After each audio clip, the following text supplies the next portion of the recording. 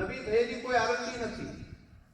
ઋષિ પરંપરાએ કરેલું સંશોધન, કરેલા પ્રયોગો અને તેને દુનિયાની સમક્ષ કોઈ પણ રોયલ્ટી સિવાય, કોઈ પણ પેટન્ટ સિવાય ભારત વર્ષે દુનિયાને આ ભેટ તરીકે આપી અને દેશના પ્રધાનમંત્રી માન્ય શ્રી નરેન્દ્રભાઈ મોદી સાહેબ, જેમણે 21 જૂન 2014માં જે યુનાઇટેડ નેશનની અંદર પ્રપોઝલ મૂકી હતી, તેને દુનિયાએ સ્વીકારી અને આજે સીમાઓથી ઉપર ઉઠીને જે માનવતા છે ત્યાં તે યોગ પહોંચ્યો છે.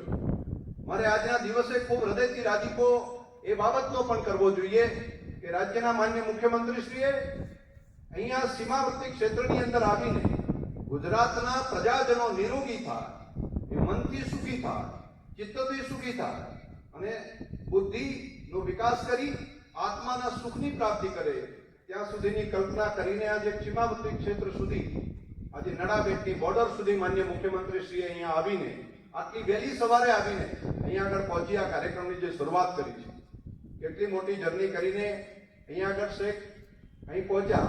લગભગ 2:30 વાગે જાગ્યા હશે. મીડિયાના મિત્રો પણ ઘણી વખત રાધનપુર રોકાયા હશે તો ત્યાંથી 2:30 વાગે 2 વાગ્યાથી જાગીને અહીં આવ્યા. એ જ રીતે માન્ય મુખ્યમંત્રીશ્રી પણ આ જ પ્રમાણે 2:30 વાગે જાગીને છે કે અહીંયા સુધી આજે પહોંચ્યા, સમયસર પહોંચ્યા છે.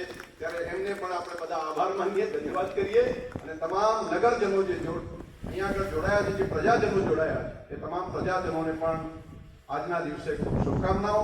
અધિકારીગણ અને બીએસએફના જવાનો પણ સાથે જોડાયા છે, તેમને પણ હૃદયપૂર્વકની આજે યોગ દિવસની ખૂબ ખૂબ શુભકામનાઓ. પુનઃ આપ સૌ વતી એક વખત બે હાથથી તાલી પાડીને